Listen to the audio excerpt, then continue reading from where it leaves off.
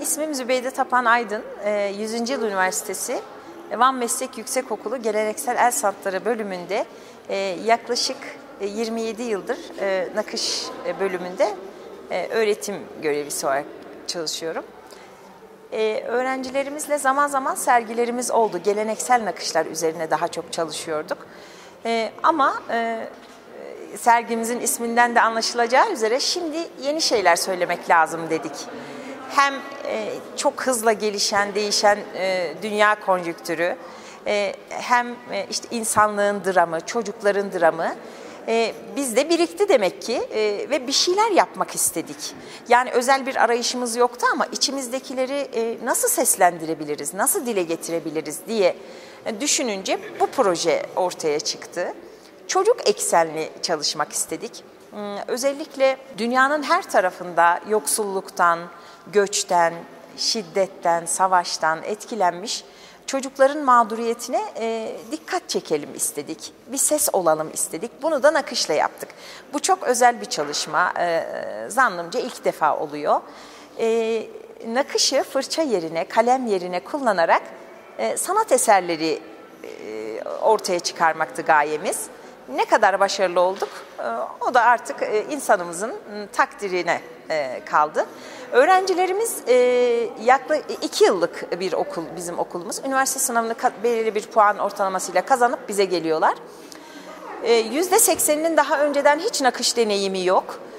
Ama karşılıklı iyi ilişkiler kurarak, birbirimize gönüllerimizi açarak bu çıktıları elde edebiliyoruz. Normalde yani 2 yıllık bir süre içinde bir öğrencinin hani bu kıvama gelmesi mesleki anlamda zor ama bizim öğrencilerimizin biraz farklı bir dokuları var bu yönde.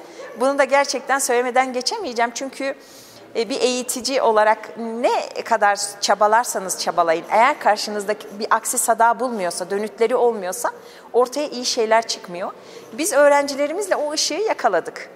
Çok güzel bir iletişimimiz oldu. Sök yap, hiç itiraz etmediler. Bazen defalarca aynı şeyi, olmadı bu, bunu da deneyelim, bunu da yapalım.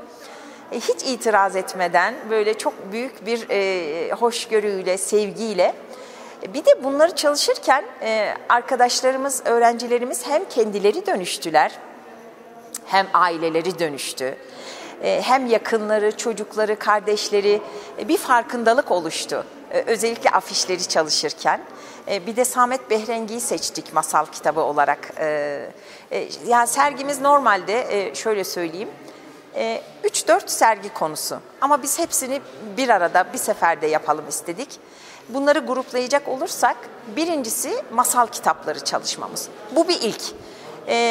Yapı Kredi Yayınları'ndan çıkan Feridun Oral'ın Bir Lokmalık masallarını önce çalıştık.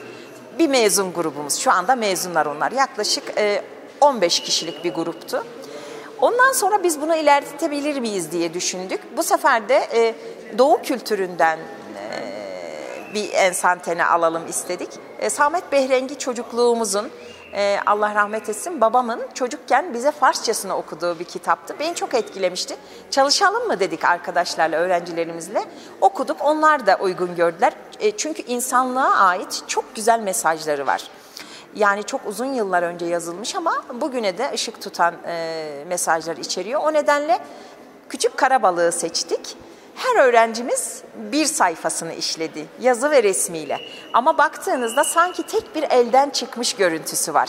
Çünkü onlar da birbiriyle iletişim halinde oldular. Bilemiyorum, elbette ki takdir görenlerin olacak ama mesleki anlamda çok içimize sinen çalışmalar oldu gerçekten. Daha sonra işte demin bahsettiğim gibi mağdur çocukları ele alalım istedik. Nakışla afiş çalışması yaptık. Sloganik bir çalışma. Yani biraz önceki sergimizde de söylemiştim. Zülfiyare dokunalım istedik. Biraz vicdanları kanatalım istedik. Yani hem bizim vicdanımız harekete geçsin hem de izleyenlerin. Ayrıca küçük bir parantez açayım. Bu sergimizi daha önce yaklaşık 15 gün önce 100. Yıl Üniversitesi'nde sergiledik. İnanılmaz güzel dönütler oldu. Mutlaka bunu farklı yerlere de taşımalısınız deyince ilk adımı şehir merkezinden başladık. Ondan sonra yurt içinde inşallah çeşitli galerilerde sergi yapmayı düşünüyoruz. UNICEF'le bağlantı kurduk. Yurt dışına da mutlaka bu çalışmalarımızı götürmek istiyoruz. Yaklaşık 3 yıllık bir çalışma bu. Yani 50-55 arası öğrencimizin ürünleri var burada. Şimdi şöyle, mesela internette sanal dünyada araştırma yaptık. Öncelikle fotoğrafları belirledik ama her fotoğrafa birebir çalışmadık tabii ki. Yani eklemeler yaptık, çıkarmalar yaptık. Ana tema belli oldu. Malumunuz okulumuz 2 yıllık bir okul.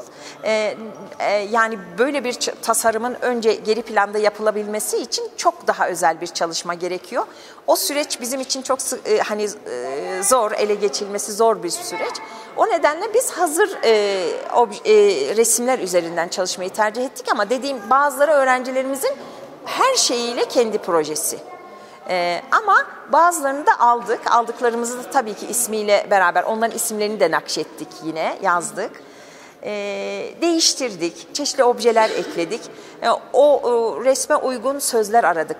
Gene işte çeşitli yazarların derledikleri. İşte şu afişe şu söz iyi gider, yok o olmadı, bu söz ona daha iyi olmuş, bu onu daha iyi anlatıyor diye.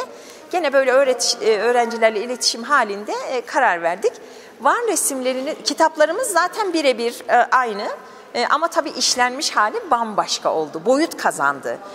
Çocuklar dokunduklarında hissedebiliyorlar. 3 boyutlu, bizim bütün çalışmalarımız neredeyse 3 boyutlu oldu. Çok farklı bir deneyim çocuklar için. Geliyorlar mesela, dokunuyorlar, çok değişik duygular içinde oluyorlar onlar da. Bir şey daha söyleyeyim, söylemek istediğim şeyler çok, böyle hızla konuşuyorum. Genelde geri dönüşüm malzemesi kullandık. Kullanılmış kumaşları tercih ettik.